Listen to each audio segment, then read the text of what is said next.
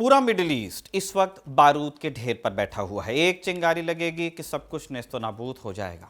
आप समझ गए होंगे हम ईरान की बात कर रहे हैं। पिछले बरस 28 दिसंबर को वहां बढ़ती महंगाई को लेकर प्रोटेस्ट शुरू हुए और अब बात रिजीम चेंज तक पहुंचने लगी है।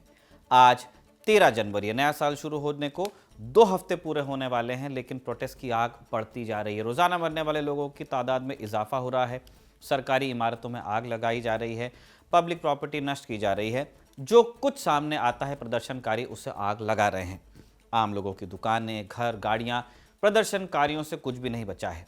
वेस्ट में इन्हें लोकतांत्रिक प्रदर्शन कहा जा रहा है, लेकिन ईरान और उसके सहयोगी देश इसे दंगा पुकार रहे हैं। ईरान में रिजीम चेंज होगा या नहीं, इस आशंका के बाद अब ट्रंप के हमले का खतरा भी ईरान को सताता है।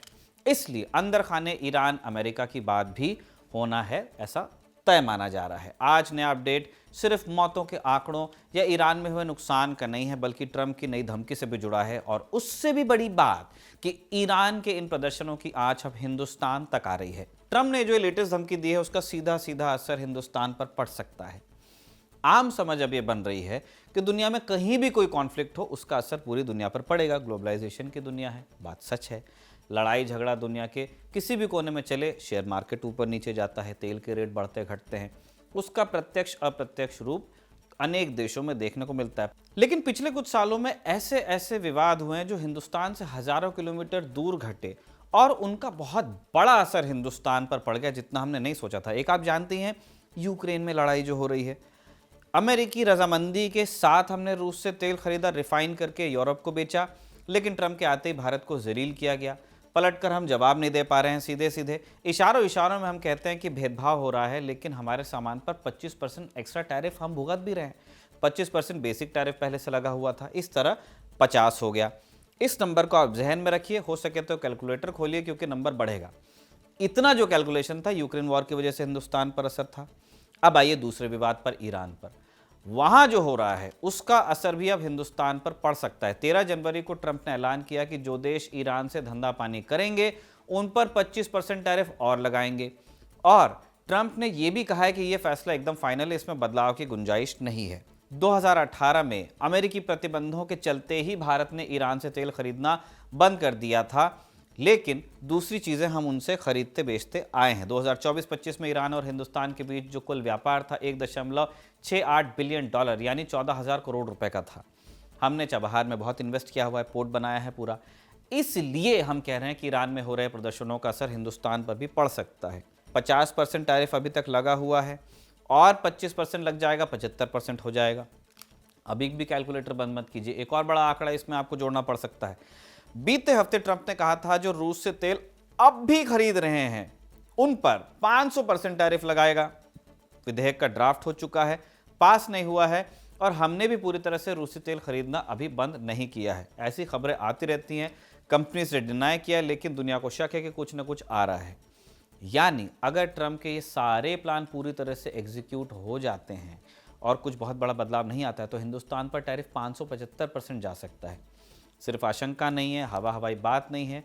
जो आदमी ये बोल रहा है उसका नाम डोनाल्ड ट्रंप है और डोनाल्ड ट्रंप है, कुछ भी कर देते हैं। आप मदुरो से पूछ लीजिए।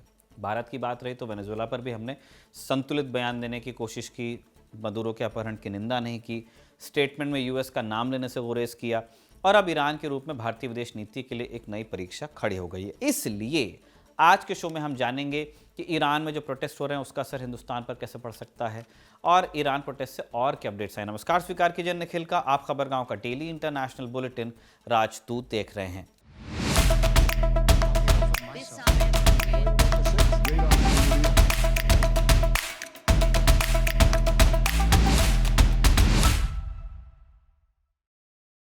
पहले ईरान से आए अपडेट्स पर चर्चा करते हैं, फिर हिंदुस्तान पर आएंगे। जर्मन चांसलर फ्रेडरिक मेर्ज ने कहा है कि ईरानी रिजीम के अंतिम दिन और अंतिम हफ्ते चल रहे हैं। वो बिना चुनाव के देश पर राज कर रहा है और बहुत दिनों तक ताकत के जोर पर सत्ता नहीं चलेगी। ईरान में मुल्ला राज खत्म हो जाएगा, ये मेर्ज के शब्द हैं। ये बात उन्होंने हिंदुस्तान में कही। 2 दिन की यात्रा पर हिंदुस्तान आए हुए हैं, डिफेंस डील करना चाहते हैं। TKMS वाली तो हो ही गई ऑलमोस्ट। मेर्ज की इच्छा है कि भारत जर्मनी से और हथियार ले उन्होंने इस बात का भी जिक्र किया कि भारत अब रूस से अपने हथियारों की निर्भरता को कम करे और जर्मनी से हथियार लेना शुरू कर दे। ये भाषा ट्रंप के दूत वाली लगती है। ट्रंप धमकी देकर कहते हैं कि रूस से तेल मत लो, हमसे लो, हथियार भी हमसे लो। मैथ्स ने वही बात संयमित तरीके से कह दी, अच्छे इंग्लिश में। वैसे भी मर्स जब से जीत कर आए हैं उनके बारे में लगातार कहा जा रहा है कि दुनिया में प्रो यूएस और प्रो यूरोप खेमे बनाने का जिम्मा उठाकर उन्होंने रखा हुआ है और भारत को भी उसी खेमे में फिट करने के उद्देश्य से आए यहाँ पे लगते हैं। यहाँ आकर जब उन्होंने कहा कि भारत को हम हथियार देंगे ताकि रूस से वो हथियार न ले, तो भारत ने भी इस बात को क्लियर किया, क्योंकि रूस से हमारी पार्टनरशिप अलग लेवल की है। कह दिया गया कि हमें जब जहां से ज़रूरत लगेगी हम वहां से हथियार लेंगे। फॉरेन सेक्रेटरी जो विदेश सचिव हैं हिंदुस्तान के, विक्रम मिस्री, उन्होंने कहा कि हम हथियार नेशनल इंटरेस्ट को ध्यान में रखकर लेते हैं, आइडियोलॉजी को ध्यान में रखकर नहीं लेते हैं। हमारी एक ऑटोनॉमी है, स्ट्रेटेजिक ऑटोनॉमी। अगला अपडेट ईरान में प्रदर्शनकारियों की हत्या से जुड़ा है। आप जानती हैं कि ईरान का इतिहास ऐसी घटनाओं से भरा पड़ा है कि जब जब किसी ने इस्लामिक रिजीम के खिलाफ प्रोटेस्ट किया है उससे विदेशी जासूस कह दिया जाता है। ऐसे आरोपियों को वहाँ क्रेन से टांगने का कल्चर है। कभी मुझे समझ में नहीं आया कि वो इतना अमानवीय क्यों रखना चाहते हैं इन सारी चीज़ों को। वो दुनिया को दिखाना चाहते हैं कि हम क्या हैं।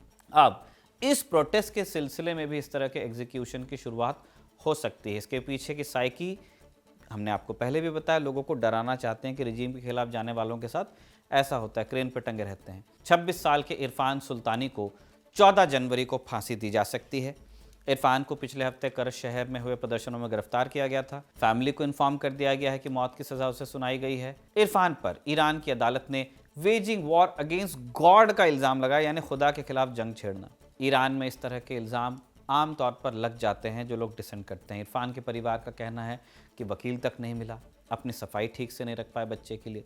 कुछ मानवाधिकार संगठनों का कहना है कि ईरान जो अब कर रहा है वैसा 1980 के दशक में पहले भी हो चुका है। क्या हुआ था तब? 1979 में इस्लामिक क्रांति होती है।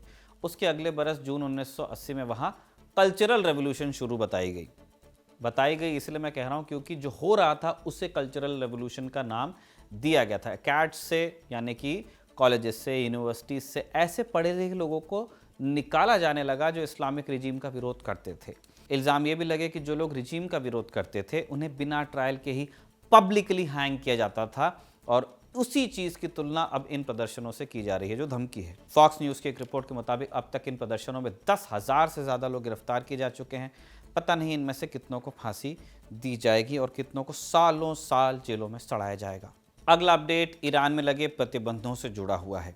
ईरान की सरकार ने प्रदर्शनों को भड़कने से रोकने के नाम पर मोबाइल और मोबाइल इंटरनेट पर प्रतिबंध लगा दिया था ताकि प्रदर्शनकारी एक दूसरे से बात न कर सकें और नए प्रदर्शन ऑर्गेनाइज न हो सकें। अब ईरान की सरकार ने इसमें कुछ छूट दी है। फ़ोन लाइंस बहाल कर दी गई, यानी लोग मोबाइल फ़ोन से एक दूसरे से बात कर रहे हैं। कुछ जानकारों का कहना है कि इन छूटों से ये बात पता चलती है कि ईरान में प्रदर्शन कम हुए हैं और यही बात ईरानी रिजीम भी कह रहा है, तभी सरकार ने प्रतिबंधों में छूट दी है। 12 जून में हमने इस बात का जिक्र किया था। यूएस में मौजूद कुछ थिंक टैंक्स ने भी इस तरह के निष्कर्ष निकाले हैं। अपने सूत्रों के जरिए उन्होंने ये बात कही है कि ज़्यादातर हिस्सों में प्रदर्शन अब ख़त्म होने लगे हैं, लेकिन ध्यान रहे अभी ईरान की सरकार ने वहाँ इंटरनेट की बहाली नहीं की है। इंटरनेट बंद करने का मेन मकसद होता है प्रदर्शन के फुटेजेस को बाहर न आने देना। और कहाँ हुआ था आप याद कर लीजिए। ईरान के विदेश मंत्री अब्बास अरागची ने कहा है कि ये प्रदर्शन करने वाले लोग दंगाई हैं। ये भी कहा कि ये लोग हथियार का इस्तेमाल कर रहे थे, उनके पास बंदूक और बम भी हैं और इन हथियारों के वितरण का वीडियो हमारे पास मौजूद है। विदेश मंत्री जो हैं वहाँ के हथियार बांटने वाली बात को विदेशी साजिश से जोड़ रहे हैं और इसी सिलसिले में अब गिरफ्तारियां हो रही हैं। विदेश के लिए जासूसी करने के आरोप में 3 लोगों को गिरफ्तार किया गया है। तो ये तो वहाँ के लोग कह रहे हैं। यूएस की प्रतिक्रिया क्या है? 12 जनवरी के राजदूत में हमने आपको दोनों तरफ की धमकियों के बारे में बताया था। ये भी कहा था कि दोनों ही देश बातचीत के लिए आगे बढ़ रहे हैं। अब लगभग ये बात कंफर्म हो चुकी है कि अमेरिका और ईरान बात करेंगे। वेस्टर्न मीडिया में लिखा जा रहा है कि इस बातचीत में ईरान के न्यूक्लियर कैपेबिलिटी पर चर्चा होगी। वेस्टर्न मीडिया का दावा ये भी है कि ईरान ने यह पेशकश की है और ट्रंप को इस बात के लिए अब मनाया जा रहा है कि आप भी बात कर लीजिए। और सोचिए ये सब तब हो रहा है, उस माहौल में हो रहा है जब ट्रंप ईरान पर हमला करने की धमकी दे चुके हैं। इसीलिए मुझे बहुत दिलचस्प लगता है डोनाल्ड ट्रंप का किरदार। खैर, अब अमेरिका पर यकीन करना तो दो धारी तलवार के माफिक है ईरान के लिए, क्योंकि जून 2025 में दुनिया ने देखा कि यूएस ने ईरान पर एयर स्ट्राइक्स ही कर दी थी, जबकि हफ्तों से दोनों देशों के बीच न्यूक्लियर पावर को लेकर नेगोशिएशन चल रहा था। बातचीत के बीच में बॉम्बिंग हुई है। फिर भी हमला हो गया। अब क्या गारंटी है कि अमेरिका दोबारा हमला नहीं करेगा, एक तरफ बात कर रहे हैं तो। इसके अलावा दूसरा सवाल खुद अमेरिका की क्रेडिबिलिटी पर उठता है, क्योंकि ये वही ट्रंप है जिन्होंने कहा था कि हमने ईरान की परमाणु शक्ति पूरी तरह खत्म कर दी है। तो अब खत्म कर दी तो क्या बात करनी है। एक और अपडेट ईरान में शुरू हुए प्रो रिजीम प्रदर्शन का भी है। ये सबसे इंटरेस्टिंग फिनोमेना होता है कि जहां जहां डिक्टेटोरियल टेंडेंसी की सरकारें होती हैं, वहां सरकार के पक्ष में भी प्रदर्शन होते हैं। 12 जनवरी को भी हमने आपको बताया था। आज अपडेट यह है कि इस तरह के प्रो इस्लामिक रिजीम प्रदर्शन ईरान में बढ़ रहे हैं, सरकार समर्थित हैं। ये अपडेट दे दिया हमने। अब आते हैं भारत के सवाल पर, जिसका जिक्र हमने शुरू में किया। ट्रंप के नए ऐलान से भारत फिर निशाने पर है, क्योंकि हम भी ईरान से व्यापार करते हैं। जैसे हमने शुरू में बताया, सालाना लगभग 14,000 करोड़ रुपए का ट्रेड है। भारत ईरान के 5 सबसे बड़े व्यापारिक साझेदारों में गिना जाता है। चाबहार पोर्ट में हमारा पैसा है, ताकि पाकिस्तान के बिना हमारी पहुंच वेस्ट एशिया तक बनी रहे। अब ट्रंप के ऐलान से भारत को डर है कि भारत पर टैरिफ और बढ़ जाएगा। ये भी सोचिए कि ईरान का सबसे बड़ा व्यापारिक साझेदार चीन है, फिर भी ट्रंप की निगाहें बार बार भारत पर क्यों जाती हैं। कई विशेषज्ञ इसका जवाब ऐसे देते हैं कि सिर्फ ट्रेड की बात नहीं है, ये ताकत दिखाने की राजनीति भी है, क्योंकि भारत और अमेरिका की ट्रेड डील अभी हुई नहीं है, बात चल रही है। ट्रंप चाहते हैं कि भारत के साथ जो व्यापारिक घाटा उन्हें होता था उसे कम किया जाए। बीते दिनों अमेरिका के कॉमर्स सेक्रेटरी जो है हार्वर्ड लुटनिक, उन्होंने भी कहा था कि ट्रेड डील इसलिए नहीं हो पा रही है क्योंकि प्रधानमंत्री मोदी ने ट्रंप को कॉल नहीं किया। तो ट्रंप नाराज हो गए। जानकार क्या कहते हैं? जानकार कहते हैं कि ये एक प्रेशर डेवलप करने की ट्रिक है। तो ये सारे अपडेट्स आपको बता रहे हैं कि भारत की विदेश नीति की परीक्षा बहुत कड़ी है। बात सिर्फ ईरान से 14,000 करोड़ के व्यापार की नहीं है, बात स्ट्रेटेजिक ऑटोनॉमी की है। यानी हम एक खुद मुख्तार देश हैं, हम अपने फैसले खुद लेंगे। जिस तरह आज हिंदुस्तान के फॉरेन सेक्रेटरी ने जर्मन चांसलर को जवाब दिया एक दिन पहले कि हम जहाँ से चाहेंगे वहाँ से हथियार लेंगे, क्या हम ट्रंप को भी इस तरह का जवाब देंगे? हमने अमेरिका के ही दबाव में पहले भी ईरान से व्यापार बंद किया। 2018 में उनके प्रतिबंधों की चर्चा हम कर चुके हैं। इन प्रतिबंधों के पहले दोनों देशों के बीच $17 बिलियन तक का सालाना धंधा होता था। फिर हमने ईरान से तेल लेना बंद किया और भी बहुत सारे व्यापार बंद हुए। इसलिए धंधा घटकर $3 बिलियन के आसपास आ गया, जो आज की डेट में $1.68 बिलियन यानी 168 करोड़ डॉलर रह गया है। हम ईरान को चावल, चाय, दवाइयाँ, केमिकल्स और फल भेजते हैं। हथियार या बम नहीं देते हैं। बदले में ईरान से हमें बिटुमेन मिलता है, डामर, मेथनॉल मिलता है, प्रोपेन और रसायन और फल और खजूर जैसी चीज़ें कुछ मिलती हैं। यानी दोनों देशों के बीच किसी तरह की कोई डिफेंस डील नहीं हो रही है, कोई एनर्जी डील नहीं हो रही है। फिर भी ट्रंप ने फरमान सुना दिया है। इस नए फरमान के बाद सबसे बड़ी चिंता वैसे इंडिया में चाबहार पोर्ट को लेके है। भारत ईरान रिश्तों का इसको हार्ट मानते हैं हम। ये पोर्ट हमें पाकिस्तान को बाईपास करके अफगानिस्तान और सेंट्रल एशिया जाने का रास्ता देता है, जरिया देता है। मिडल ईस्ट का भी रास्ता खोलता है। चीन के ग्वादर पोर्ट का भी जवाब देता है। और इस पोर्ट के चलते भारत फारस की खाड़ी में जो चीन की जो चालें हैं उन पर भी नज़र रख पाता है। फिलहाल इस पोर्ट को अमेरिकी पाबंदियों से 6 महीने की छूट मिली हुई है। अप्रैल 2026 में ख़त्म हो जाएगी। पहले भी छूट रद्द कर दी गई थी और फिर वापस मिल गई, इसलिए राहत पक्की नहीं है, बस थोड़ी मोहलत है। सोचिए, भारत और अमेरिका के हालात ऐसे हो गए हैं कि हम अमेरिका से राहत मिलने की बात करें, जबकि एक समय ओबामा जैसे प्रेसिडेंट ने यूएनएससी में सीट की वकालत भी कर दी थी। जॉर्ज बुश ने सिविलियन न्यूक्लियर डील की थी। साल 2000 के बाद दोनों देशों के रिश्ते बहुत सुधर गए थे, लेकिन फिर ट्रंप आ गए और ट्रंप ने अमेरिकी नीति में बदलाव किया है। स्ट्रेटेजिक अल्ट्रुइज्म की नीति को बदला है। मायना ये कि आप किसी देश को इसलिए सपोर्ट करेंगे ताकि आपके फ़ायदे वहाँ पूरे हो पाएँ, जैसे बुश, ओबामा और यहाँ तक बाइडेन के दौर में पूरे होते थे। अमेरिका का मकसद होता था कि भारत इंडो पैसिफिक रीजन में चाइना को काउंटर करे, इसलिए अमेरिका भारत को मजबूत कर रहा था। लेकिन इतिहास का पहिया घूम गया है, ट्रंप आ गए हैं और सब बदल गया है। सवाल ये रहता है कि क्या भारत आगे इस पर कोई कदम उठा पाएगा?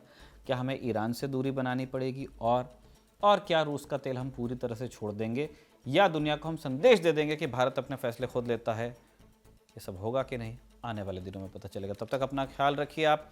आज का राजदूत साजिद ने लिखा है और अयान ने रिकॉर्ड किया। आप देखते रहिए खबर गाँव।